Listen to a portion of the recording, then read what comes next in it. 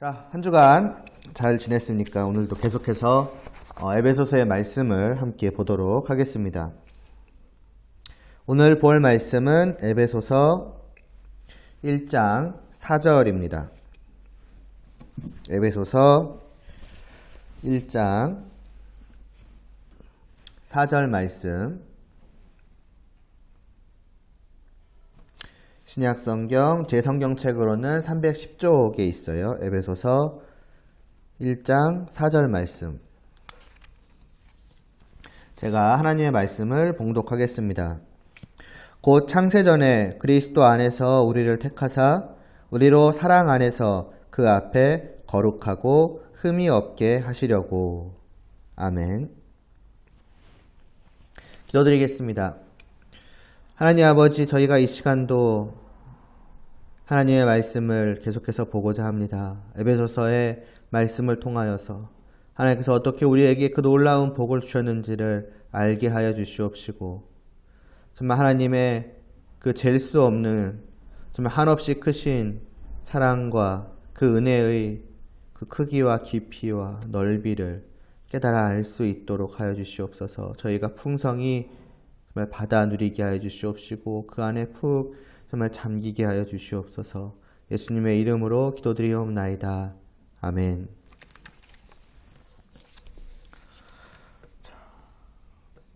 3절이죠. 지난주는 이제 유학이었으니까 그 전까지 보았던, 이 직전에 보았던 이제 3절 말씀에서 사도 바울은 성도들을 향하여서 찬송하리로다로 시작을 하죠. 하나님을 향하여서 말하자면 찬양하라 혹은 찬양하자. 그러면서 왜 그래야 하는가? 그 이유에 대해서 이제 말을 하기를, 하나님께서 뭘 하셨는가? 우리에게 복을 주셨기 때문이라고 이제 말씀을 하고 있죠. 맞아, 하나님께 복을 받았기 때문에 하나님을 찬양하자 이거예요. 그리고 나서는 이제 그 복에 대해서 설명을 하죠. 우리에게 주신 복, 성도가 받아 누리는 그 복이 얼마나 복된 것인지에 대해서 하늘에 속한 모든 신령한, 그러니까 영적인 복이라는 말로써 우리에게 설명을 하지요. 그래서 이러한 말씀을 통해서 우리가 이 복이, 우리가 받은, 지금 갖고 있는, 받아 누리고 있는 이 복이 얼마나 굉장한지를 알게 되었을 때에 자연스럽게 이것을 나에게 주신 하나님께 찬양해야겠다라는 마음이 들 수밖에 없는 것이죠.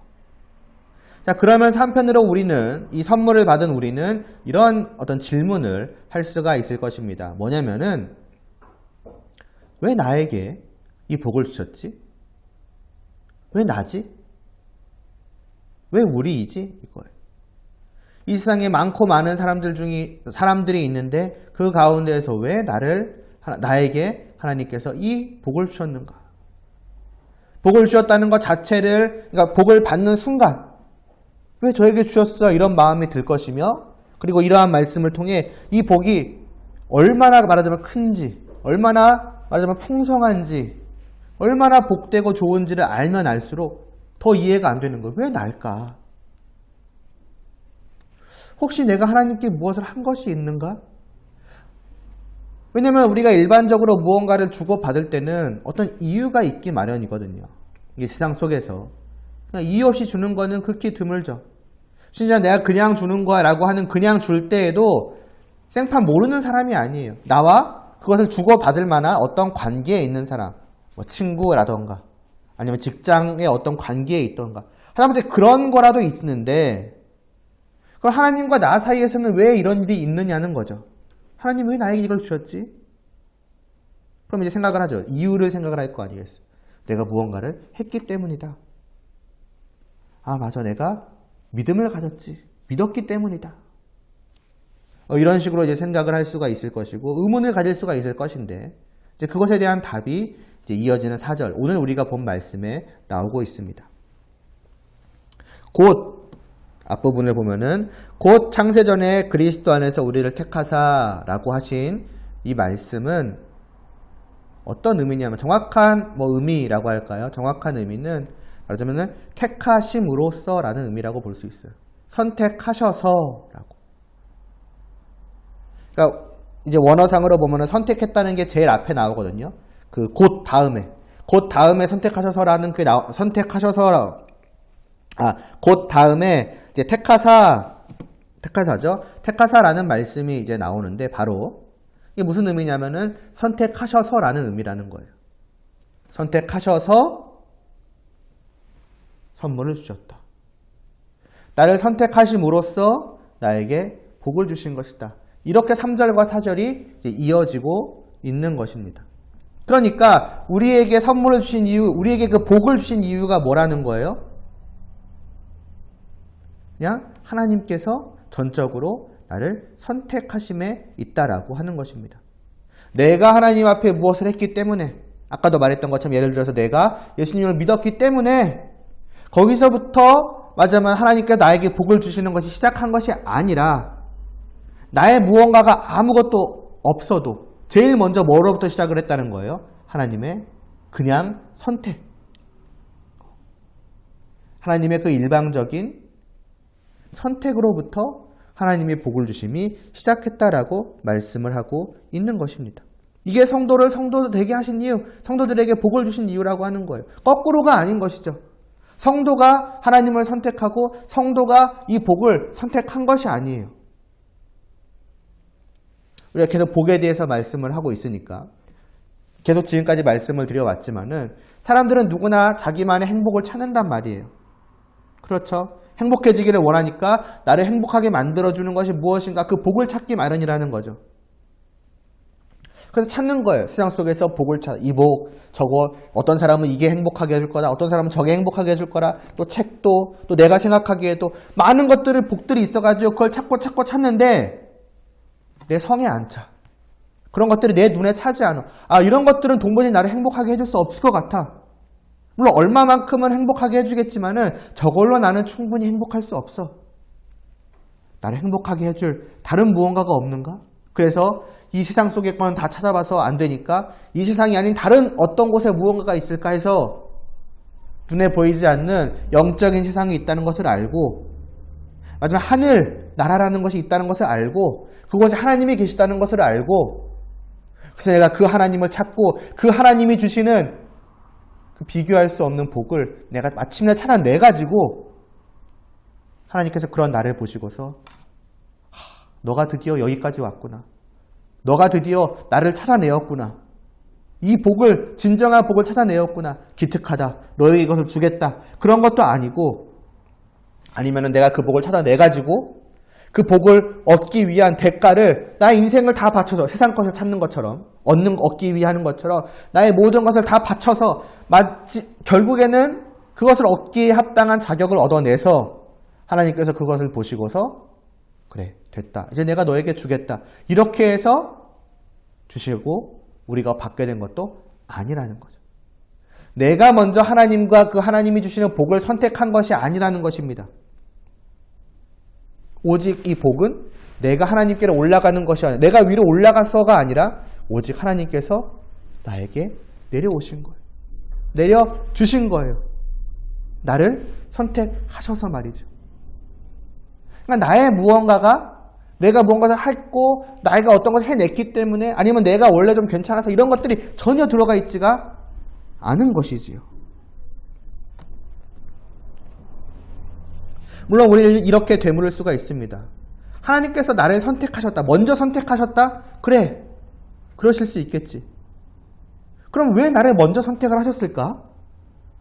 그럴 만한 이유가 있지 않았기 때문일까? 그럴 만한 이유가 있었기 때문이 아닐까? 이렇게 생각할 수도 있는 거예요. 예를 들어서 하나님께서 복을 주실 만한 이유가 나에게 뭐가 있을까? 아까도 계속 말했지만 나의 어떤 행동에 달려있는 것이 아니었다면 다른 사람들과 다른 어떤 나의 좀 더 의로움, 조금 더 말하자면 온전함, 다른 사람들이 저렇게 제 멋대로 죄를 지으며 살아가지만 나는 그런 걸 하지 않았기 때문에 그런 거라도 이유가 되지 않을까?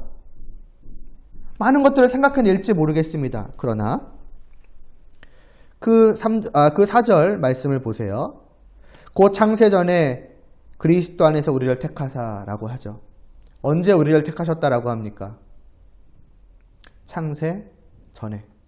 다시 말해서 이 세상이 시작되기도 전, 하나님께서 이 세상을 만드시기도 전부터 우리를 선택하셨다라고 해요.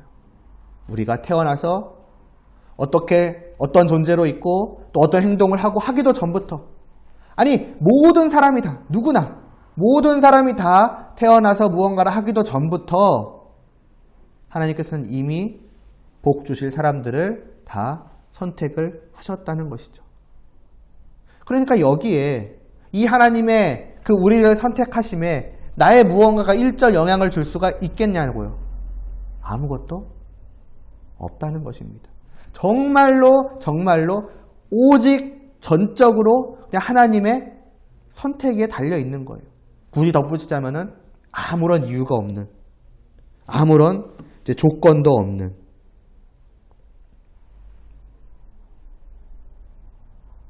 그런 선택이요, 그런 복주심이다.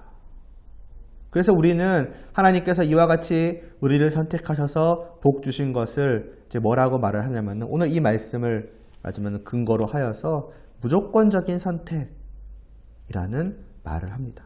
하나님께서 나를 선택하신 거, 우리를 선택하시고 우리에게 복 주신 거에는 우리에 대한, 우리 편에서의 어떠한 이유, 어떠한 자격, 복을 받을 만한 근거, 조건, 이런 것들이 전혀 없었다.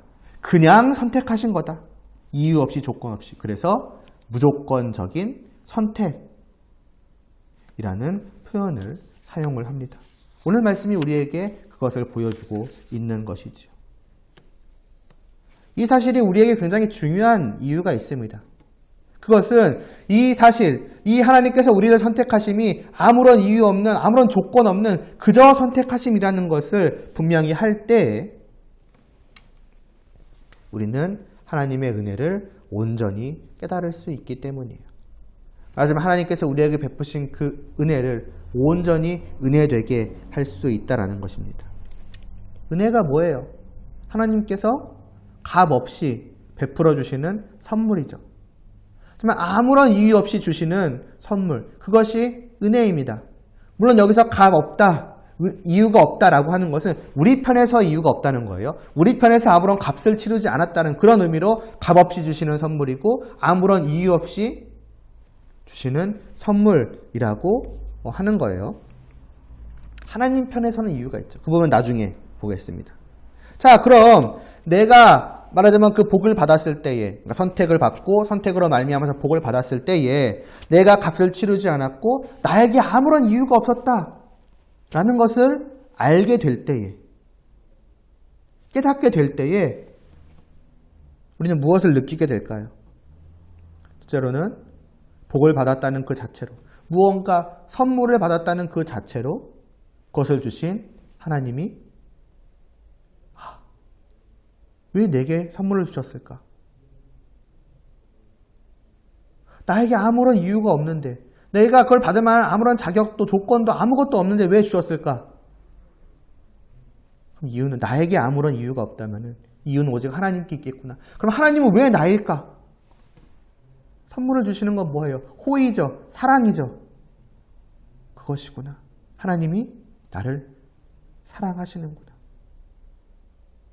그것도 다시 말하지만은, 그 부분도 이제 나중에 말씀드릴게요. 한꺼번에. 그래서 그걸 이제 느낄 수 있다는 거죠. 하나님의 어떤 나를 향한 그 마음을. 그리고 그 선물이 진짜 이유 없는 선물이라는 것을 느끼는 만큼 우리는 어떻게 돼요? 그것을 베풀어 주신 하나님께 대한 합당한 마음을 가질 수가 있게 되겠죠. 이것을 나에게 주셔서 정말로 감사합니다. 이것을 나에게 베풀어 주시니 너무나도 감격스럽습니다. 이것을 주신 하나님, 정말 하나님을 사랑합니다. 그리고 하나님을 찬양합니다. 그런 마음이 나오고 그런 마음으로부터 어떤 행동이 나오는 것이죠. 찬송하리로다 라고 했던 그러한 행동이 말이에요.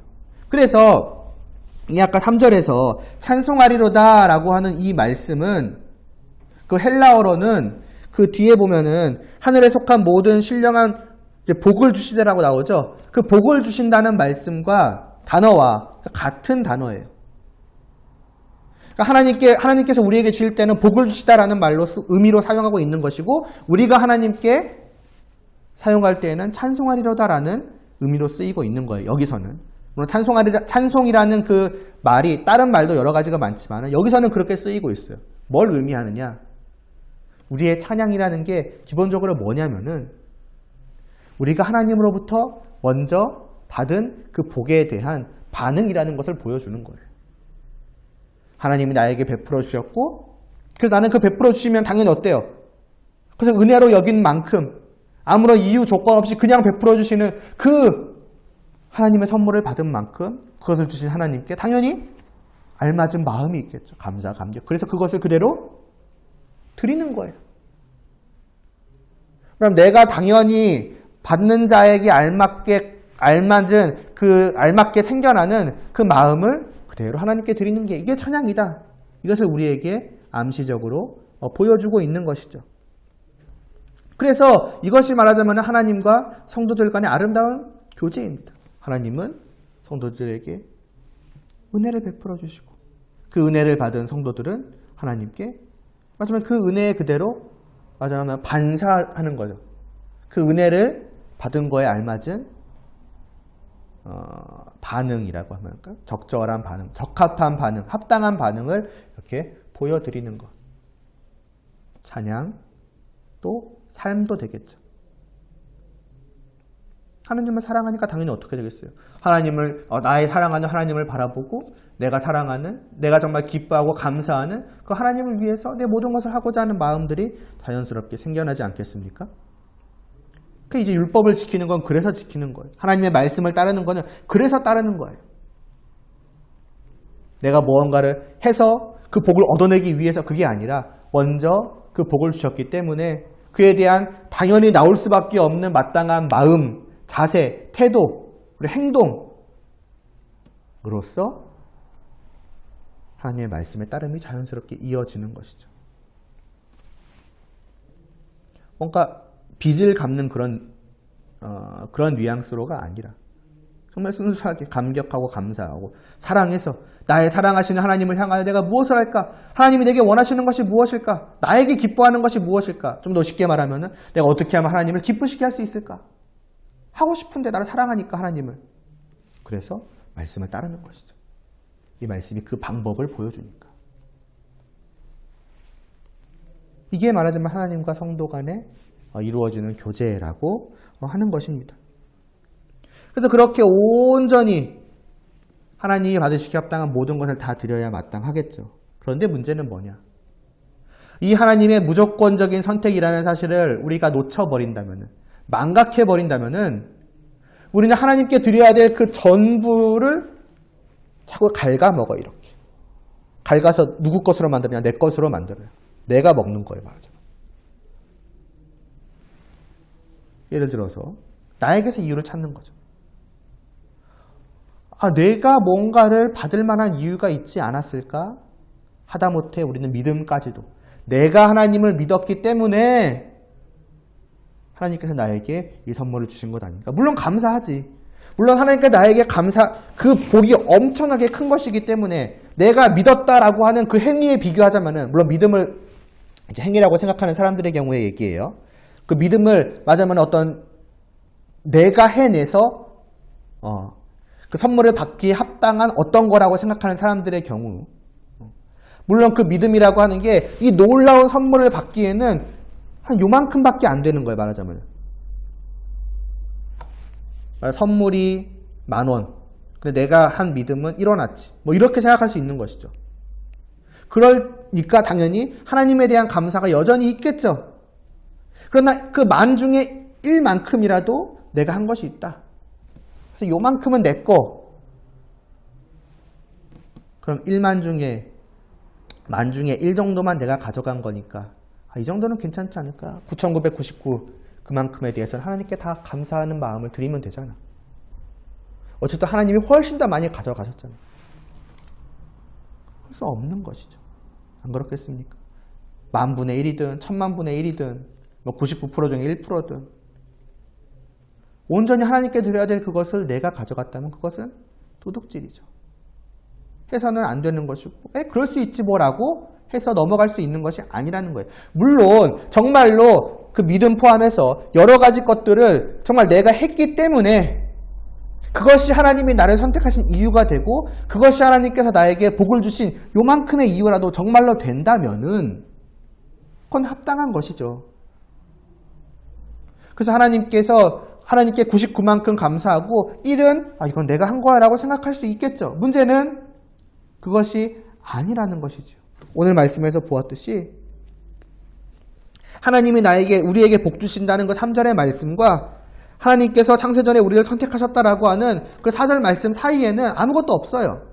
내가 무언가를 해낸 것이 없다라고요. 아니 사실 창세전인데 우리가 뭘 할 것도 없죠. 그러니까 1절 나의 무언가가 들어가 있지 않은 거예요. 이 복의 시작. 이 복을 받은 우리가 정말 성도됨의 그 시작은 나의 어떤 것이 조금도 없다는 거예요. 교회에서 종종 듣는 말로는 나의 공로가 조금도 담겨있지 않다라는 것입니다. 이게 사실이니까 우리는 조금이라도 무언가를 내 걸로 가져가는 그 순간 하나님의 것을 도둑질하는 것이 되고 마는 거죠. 하나님이 받으시기 합당한 것을 온전히 하나님께 드리지 못하는 것이 되는 것입니다. 심지어는 이 말씀을 가지고도 우리는 이렇게 생각할 수 있어요. 하나님이 창세전에 그러니까 내가 실제로 이 땅에 태어나서 무언가를 하기 전에 나를 선택하셨다는 것을 내가 인정한다. 그런데 하나님은 어떤 분이신가? 하나님은 전지전능하시다. 전지하신 분 아니신가? 모든 것을 다 아시는 분 아니신가? 미래에 있을 모든 일까지도 하나님은 다 알고 계시는 그런 분 아니셔? 그러면 창세전에 왜 나를 선택하셨을까? 왜 여러 사람들 중에서 우리를 선택하셨을까? 이 세상을 창조하기도 전에 하나님이 미리 내다보신 거지. 내가 창조해서 누가 죄를 짓고 이렇게 돼서 이렇게 될 것인데 그중에 어느 날 저는 정광은이니까 정광은이라는 애가 태어났을 때 걔는 다른 사람들과 좀 다를 것이다. 걔는 나를 믿을 것이다. 그러니까 내가 쟤를 선택한다. 그럴 수 있지 않겠어? 라고 말합니다. 그러니까 실제로 내가 행동하기 전에 하나님이 선택하셨을지언정 그 선택에는 미래에 내가 하게 될 그 일이 하나님께 영향을 주지 않았겠는가? 그게 이유가 조건이 되지 않았겠는가라고 생각하는 사람들도 있어요. 그러니까 뭐냐면은 어떻게 해서든지 간에 조금이라도 내 거를 만들고 싶은 거예요. 내 공로를 조금이라도. 아니면은 도무지 받아들여지지가 않는 거예요. 내가 이 세상을 살아보니까 무조건적인 사랑이라는 건 없더라. 대가 없는 선물이라는 것은 없더라. 하다못해 저 사람이 나에게 호의를 베푸는 것만 해도 내가 저 사람과 맺은 관계가 있었기 때문이고 아니면 무언가를 바라는 것이 있을지도 모르지. 흔히 우리가 이제 세상에 찌들었다 이런 표현도 쓰기는 하는데 그러다 보니까 받아들일 수가 없는 거예요. 이유가 없는 선물이라는 것, 이유가 없는 호의라는 건 없다. 무조건적인 호의가 어디 있어? 하나님도 반드시 이유가 있을 거예요. 어느 쪽이든지 간에. 내 걸로 만들고 싶은, 내 공로를 뭔가를 내세우고 싶은 것이든 받아들이지 못하는 것이든 어느 쪽이든지 간에 둘 다 잘못된 거예요. 이것은 하나님이 실제로 그렇게 하신 것입니다. 나를 보셨기 때문에 아셨기 때문에 아니에요. 그냥이에요. 다음 우리가 5절을 보면서도 우리는 그 부분에 대해서 5절을 보면서 좀 더 자세하게 말씀을 드릴 것이고 좀 뒤에 4절 말씀 안에서도 우리는 그것을 확인할 수가 있을 것입니다. 그러니까 이 4절 말씀을 통해서 뭐냐? 내가 받은 복의 그 근거가 그 이유가 오직 하나님의 선택에 있다라는 거. 그러니까 이걸 통해서 우리는 나를 선택하신 그 하나님의 그냥 나를 무조건적으로 선택하신 그 하나님의 은혜를 온전히 깨달아 알 필요가 있다. 인정하자. 하나님 정말 이거는 제가 아무것도 없습니다. 제가 가진 무언가가 하나도 없습니다. 전적으로 하나님의 은혜입니다. 100% 저를 향한 하나님의 말하자면 선물입니다. 그거밖에 없습니다. 그걸 우리가 인정하고 그 인정함이 합당한 하나님을 향한 마음을 우리는 가질 필요가 있지 않겠습니까? 좀 긍정적인 쪽을 강조해서 말씀을 드리자면은 우리는 하나님의 우리를 향한 사랑을 100% 받아 누릴 수 있는 사람이에요. 왜 하나님께서 우리에게 은혜를 베푸셨겠어요? 아무 이유가 없이 그건 뭐예요? 아무 이유 없는 사랑이죠. 무조건적인 사랑 때문 아니겠습니까? 결국에는. 그러니까 그 무조건적인 말하자면 100%의 사랑을 하나님께서 우리에게 베풀어 주셨고 그러므로 우리는 하나님으로부터 그 선물을 받을 때에 나를 향한 하나님의 사랑 100%를 온전히 다 받아 누릴 수 있는 사람인 거예요. 어쩌면 이 세상에서 한 번도 맛보지 못할 그런 완전한 사랑을 말이죠. 아무런 조건 없는 무조건적인 사랑을 말이죠.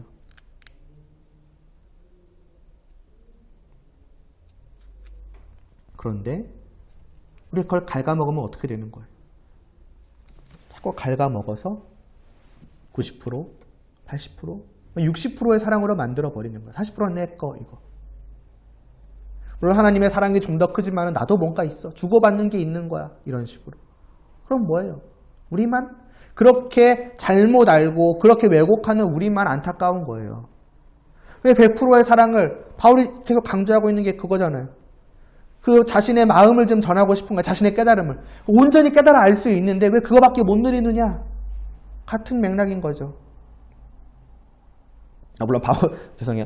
바울이 막 온전히 못 누리느냐 그렇게 말한 건 아니었죠. 제가 여러분들한테 말씀을 이제 드렸던 거였는데 아무튼 같은 맥락으로 봤을 때 하나님의 그 무조건적인 정말 아무런 이유와 조건 없는 그 완전하신 사랑을 우리는 받아 누릴 수 있는데 그걸 나의 왜곡으로 갉아먹어서 조금밖에 못 느끼면은 일부만 느끼면은 그건 결국 우리에게 안타까운 일 아니겠습니까?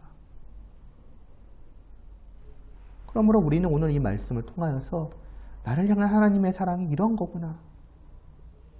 나의 어떠함을 전혀 보지 않으시는 그러한 사랑이구나. 를 깨달아 알기를 원하고 하지만 그 사랑에 깊이 잠기기를 바랍니다.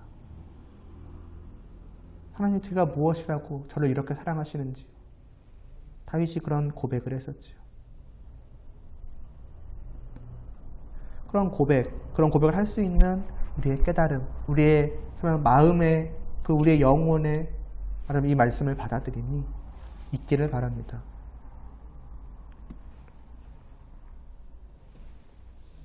그러면서 또 알아야 할 것은 그 은혜는 참 보면 볼수록 놀라워요. 알면 알수록. 단순히 무조건적인 선택이라고만 해도 우리는 이미 하나님을 찬양할 이유가 더 커지죠. 그런데 심지어 이 무조건적인 선택이라고 하는 것도 뭐랄까 그냥 무조건적인 선택이 아닌 거. 예를 들어서 조건 없다, 이유 없다. 그건 결국 뭐겠어요? 선물을 받을 이유가 없는 거잖아요. 내가 선물을 받을 자격, 어떤 조건 같은 것을 갖추지 못했다 이거잖아요. 그럼 그걸 0이라고 합시다. 숫자 0. 그래서 선물을 받을 이유, 선물을 받을 만한 자격, 그건 뭐 플러스라고 합시다. 플러스 1이 됐든 2가 됐든 아무튼 플러스. 그럼 반대편에 또 뭐가 있겠어요? 마이너스. 이 마이너스는 그럼 뭐예요? 선물을 다시 받을 이유가 없다는 것을 넘어서서 선물이 아닌 뭘 받아야 되는, 벌을 받아야 되는 이유가 있다면 그걸 마이너스로 해볼게요. 우리가 보통 무조건적이라고 하면은 0이라고 생각하기가 쉬워요. 플러스는 아니니까. 그럼 내가 0이구나. 0인 상태에서 주셨구나.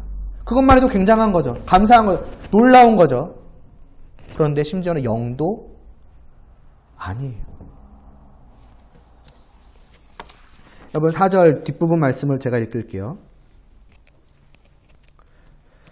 우리를 택하사 그 뒤로 우리로 사랑 안에서 그 앞에 거룩하고 흠이 없게 하시려고 라고 말씀을 합니다.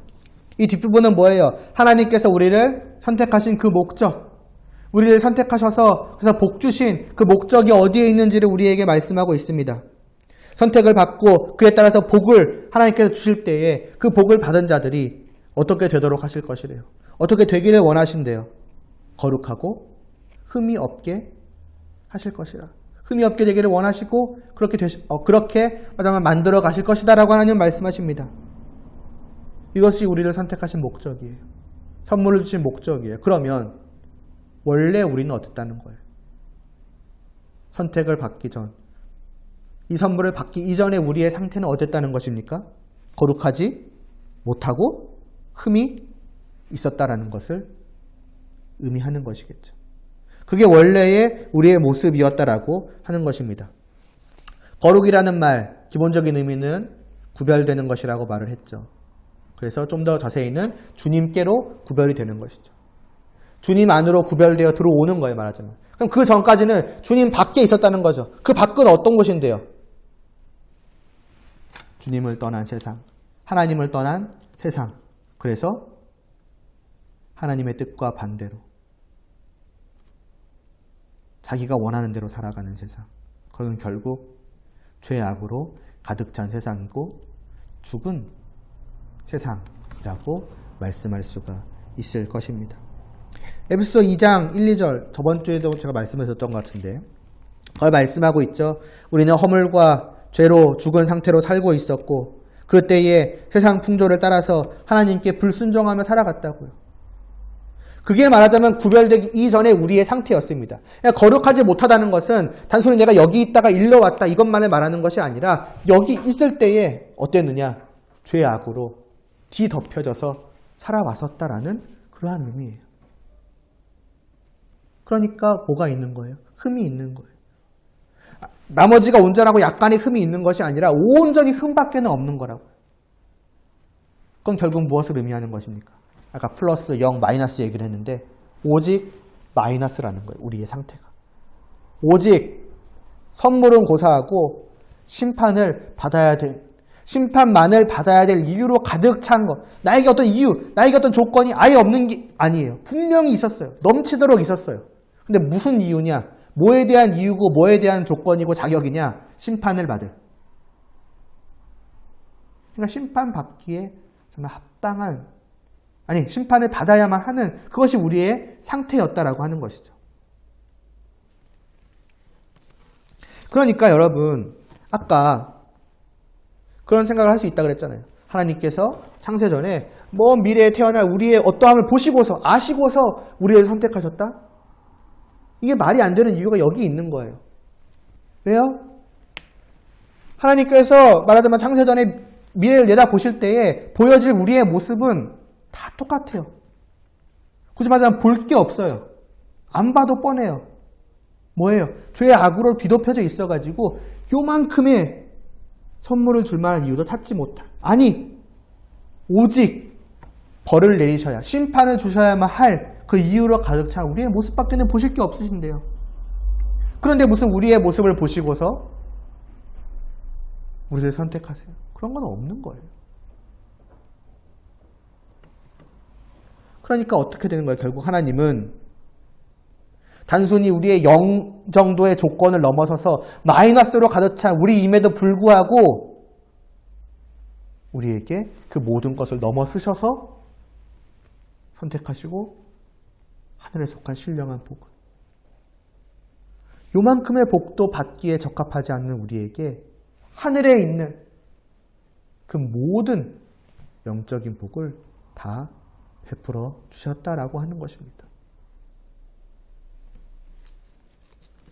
그러니까 결국 더욱더 우리는 무엇을 알게 되는 거예요? 왜 나에게 이렇게 하셨는가? 왜 나에게 이런 놀라운 것을, 왜 이런 나를 선택하셔서 내가 받기에 조금도 합당하지 않은 그 말도 안 되는 놀라운 복을 다 베풀어 주셨는가? 다시 한번 그리고 더욱더 나를 향한 하나님의 사랑을, 그 무조건적인 사랑을 깨닫게 되는 것이고 그로부터 베풀어 주신 그 놀라운 은혜의 크기를 다시 한번 우리가 알 수가 있는 것입니다. 그러니까 이것을 알아야 하는 것이 우리의 어떤 기본적인 상태인 거예요. 이미 이것을 우리에게 성도에게 예외 없이 다 베풀어진 거거든요. 문제는 우리가 그것을 잘 깨닫지 못하고 살아갈 때가 많으며 아예 이런 사실을 잘 놓치고 살아갈 때가 많고 왜곡해서 살아갈 때가 많으며 때로는 알아도 그냥 덮어두고 살아갈 때도 많아요. 그러니까 얼마나 안타까운 것입니까? 그러니까 정말 알기를, 이것을 보다 더 온전히 깨달아 알게 된 사도의 입장에서는 이것을 전하는 것이 당연한 것이죠. 그래서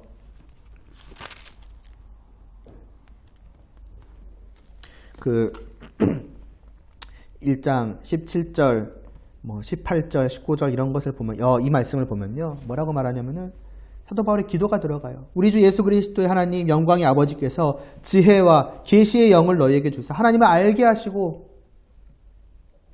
마지막에 그만큼 더 알게, 더욱더 온전히 깨달아 알게 해달라는 거예요. 그래서 너의 마음의 눈을 밝히사 그의 부르심의 소망이 무엇이며 성도 안에서 그 기업의 영광의 풍성함이 무엇이며 그의 힘의 위력으로 역사하심을 따라 믿는 우리에게 베푸신 능력의 지극히 크심이 어떠한 것을 너희로 알게 하기를 원하노라. 이미 성도니까 어느 정도는 알 사람들을 위해서 기도하고 있는 겁니다. 뭡니까? 더 하는 거예요. 더 알 수 있다. 하나님의 사랑, 하나님의 은혜의 크기와 깊이, 높이는 너희가 상상하고 너희가 지금 어느 정도 누리고 있을 그 정도가 아니다. 그 정도가 하나님의 사랑이라고 생각하지 말아라. 더 알기를 원한다. 더 기도하는 거죠. 그래서 알게 해주시라고. 우리 여러분이 알기를 원합니다. 처음 시작부터 지금까지 계속 한 가지 바람이에요. 이것을 정말로 알기를 원해요. 그리고 정말로 온 마음으로, 온 영혼으로, 일주일의 전부로 정말로 누릴 수 있기를 원합니다. 그래서 하나님 안에서, 주님 안에서 하나님이 베푸시는 그 놀라운 복을 받아 누려 진정한 의미에서 여러분이 정말 그 행복함을 영원토록 누리기를 간절히 원합니다. 그 단 하나의 목적을 가지고서 지금 계속 말씀을 여러분들한테 전하고 있는 거예요.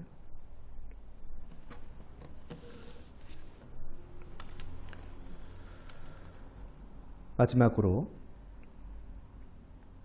이러한 우리의 상태가 보여주는 이 무조건적인 선택이라고 하는 것.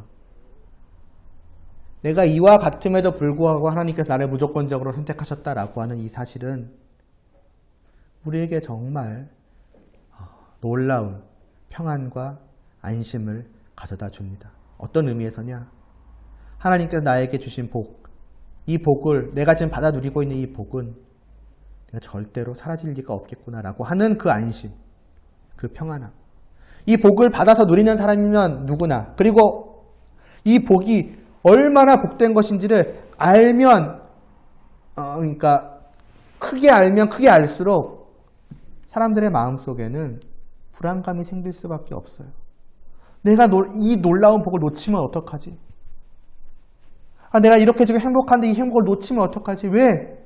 이 행복을 온전히 말하자면 내가 가지고 있기에는, 지키기에는 내가 너무 죄악됨을 내가 알거든요. 아까도 말씀드렸잖아요. 우린 때때로 하나님을 잊어버리고 살잖아요. 때때로 하나님께 종종 하나님의 뜻과 관계없이 살아가잖아요. 더 쉽게 말해서 우리는 죄 지으며 살아가잖아요. 하나님의 말씀, 하나님이 나에게 요구하시는 것, 원하시는 것, 그 말씀이 무엇인지 여러분들이 정말 다 압니까? 근데 그대로 살아갑니까? 다 모르기도 할 뿐더러 알아도 알 만큼도 못 사는 것이 우리 아니에요. 저 역시 마찬가지고 늘 죄악된 것이 계속 샘솟아 나오고 때로는 싸우지만은 거의 다 넘어져요.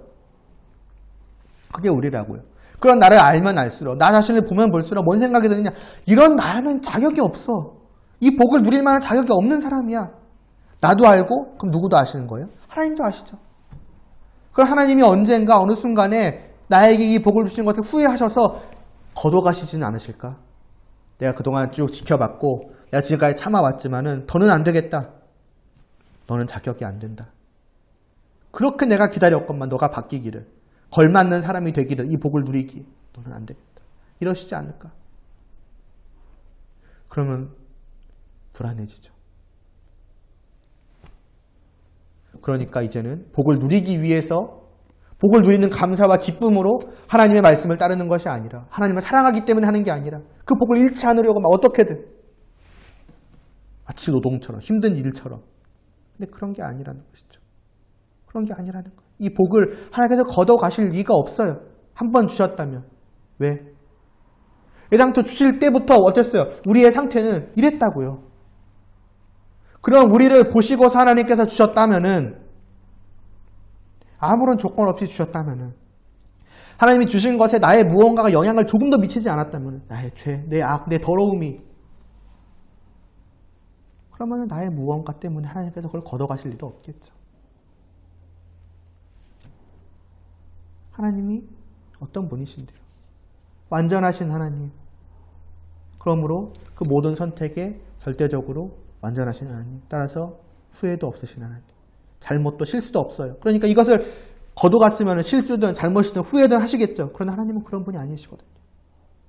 그러니까 주셨다면 그걸로 끝인 거예요. 다 아시고 주신 거예요. 내가 어떠할 거라는 것을. 관계없이 주신 거라고요. 그러니까 관계없이 거두어가지 않으실 거라는 거죠. 그러니까 이 사실을 알 때, 내가 무조건적으로 선택을 받았고 무조건적으로 복을 받았구나. 그렇다면 이 복은 조건 없이 영원히 나에게 주어지겠구나. 평안과 안심을 우리는 누릴 수 있게 되는 것이죠. 그것을 누릴 수 있기를 바랍니다, 여러분. 이미 여러분들이 성도라면 이 주어진 복은 영원히 여러분들의 것입니다. 하나님께서 그렇게 여러분들한테 주신 것입니다. 물론 이 사실을 또 이제 왜곡하거나 오해하시면 안 돼요. 그러니까 그럼 난 아무렇게나 살아도 되겠네. 흔히. 좀 죄를 지어도 상관없겠네. 오늘도 죄를 지었네. 괜찮아. 하나님은 나의 뭘 보고하신 게 아니야. 그렇게 가시면 또 안 돼요, 여러분. 그것은 분명히 잘못된 것입니다. 때로 이 무조건적인 선택의 그 교리에 대해서 말씀을 드릴 때 하나님 우리를 아무런 조건 없이 선택하셨다. 우리가 죄를 짓는다고 할지라도 하나님 우리에서 거두어가시지 않는다. 이런 말씀을 드릴 때 어떤 사람들은 말을 합니다. 잘못된 가르침이라고. 그렇게 하면은 사람들은 마음껏 죄를 지어도 된다고. 방종으로 나아가지 않겠느냐고. 하나님 어떻게 그렇게 만드실 수 있겠느냐고. 그렇게 말하는 사람도 있어요. 그래서 잘못됐다. 그러나 그건 오해입니다. 그럴 수가 없어요. 진정한 성도라면. 하나님이 나를 아무런 조건 없이 주셨고 아무런 조건 없이 거두어가지 않으실 것이니 마음대로 살아도 되겠다. 성도는 절대로 그럴 수가 없습니다. 왜? 아까도 말했잖아요. 이것을 받은 성도는 하나님에 대한 마땅히 가져야 할 마음이 자연스럽게 생길 것이고 그 마음을 갖게 된 성도는 어떻게 해야 될까요? 하나님을 바라보며 하나님을 사랑하기에 하나님을 위해서 살아가고자 하겠죠. 하나님이 나에게 무엇을 원하시는가를 당연히 생각하지 않을 수가 없겠죠. 뭘 원하시는데요? 우리가 조금 전에 읽었던 4절 뒷부분 말씀에서 보여주잖아요. 목적이라고 말씀을 드렸잖아요. 나를 선택하신 목적. 이것은 우리의 더러운 상태를 보여주는 것일 뿐더러 그런 우리가 이제는 어떻게 해야 되는지까지도 보여주고 있는 것입니다. 다음 시간에 제가 그 부분에 대해서 이어서 말씀을 드릴게요. 한 번만 더 제가 읽고 오늘은 마무리를 하겠습니다. 에베소서 1장 4절 곧 창세전에 그리스도 안에서 우리를 택하사 우리로 사랑 안에서 그 앞에 거룩하고 흠이 없게 하시려고 이래서 우리를 선택하신 것이다. 그렇다면 이 말씀을 들은 우리가 무조건적인 선택이라는 이유로 죄에 대해서 방종할 수 있겠는가? 죄를 아무렇지 않게 여길 수 있겠는가? 그럴 수 없음을 금방 눈치챌 수 있을 것입니다. 다음 시간에 이 부분을 이어서 우리가 보도록 하겠습니다. 기도드리시겠습니다. 하나님 아버지, 하나님께서 우리에게 복을 주심이 우리에게 어떤 자격이나 조건이나 이유가 있었기 때문이 아니라 그저 아무런 조건 없는 무조건적인 선택이요 무조건적인 복 주심을 봅니다. 결국 하나님께서 아무런 이유 없이 우리를 사랑하셨음을 그래서 베풀어 주신 은혜임을 우리로 깨닫게 하여 주시고 이를 통해서 우리가 정말로 내가 받은 복이 어떠한 것이며 이 복을 베푸신 하나님이 어떠한 분이신지를 진정으로 알고 그래서 정말 하나님을 향한 마땅히 우리가 가져야 되는 그러한 감사와 그러한 감격과 그러한 사랑으로 가득할 수 있게 하여 주시옵소서.